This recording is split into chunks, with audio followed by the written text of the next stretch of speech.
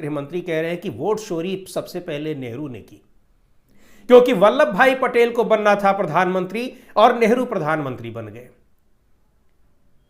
किस इतिहास की ये बात कर रहे हैं? वही व्हाट्सएप का इतिहास जो आरएसएस के फर्जी, बिना किसी आधार, बिना किसी तथ्य के किसी कुछ लोगों ने लिख दिया और एक दूसरे के ऊपर उसको भेजा जा रहा है, बढ़ाया जा रहा है, और वही इतिहास ये लोग पढ़े हुए हैं। इस पर आपको भी पता होगा कि किस तरीके से नेहरू कैसे प्रधानमंत्री बने हैं, वल्लभ भाई पटेल की क्या भूमिका थी, नेहरू की क्या भूमिका थी और क्या कुछ हुआ है।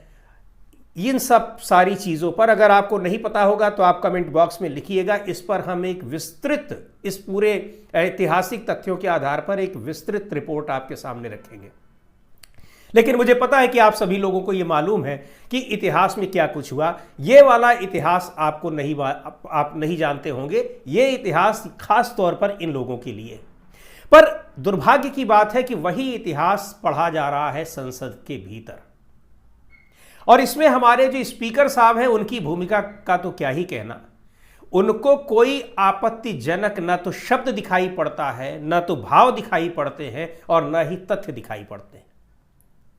मैं उन शब्दों को तो रिपीट नहीं करूंगा, लेकिन आपने भी देखे होंगे, विजुअल्स वायरल हो रहे हैं। गाली तक दे दी चुनाव आयोग को गृह मंत्री ने, लेकिन स्पीकर साहब को आपत्तिजनक नहीं लगा। एक्सपंज करने की, यानी उस शब्द को हटाने को भी नहीं कहा। हटाने की अपील खुद गृह मंत्री कह रहे हैं कि अगर हमने कुछ गलत कह दिया हो तो हटा दीजिए। यह तो इतना गलत था कि उनको निकाल बाहर करना था सदन से। आप सदन के भीतर गाली गलौज कर रहे हैं, गाली दे रहे हैं, वो भी एक संवैधानिक संस्था को। कितने भी उस पर आरोप लगे, भ्रष्टाचार के आरोप, ये सारे संवैधानिक दायरे में हैं, क्योंकि ये आरोप लग रहे हैं। उसको कोई गाली नहीं दे रहा है, पर यहां गृह मंत्री उसका बचाव भी कर रहे हैं, उसको गाली भी दे रहे हैं। खैर, मामला वो नहीं है, हम उस चीज में नहीं जाते हैं। वो आपने भी देखा होगा, आपको भी पता लग गया होगा कि क्या स्टैंडर्ड है गृह मंत्री का, क्या स्टैंडर्ड है प्रधानमंत्री का, और क्या स्टैंडर्ड बनाकर रखा है इन्होंने संसद का, संसदीय परंपराओं का और देश की लोकतांत्रिक व्यवस्था का। पर बात यह है कि जो सवाल आपसे पूछे गए और जब सवाल के जवाब नहीं आ रहे, तो पहला उन्होंने बताया कि 3 बार वोट चोरी हुई। पहला नेहरू ने की और दूसरा इंदिरा गांधी ने की।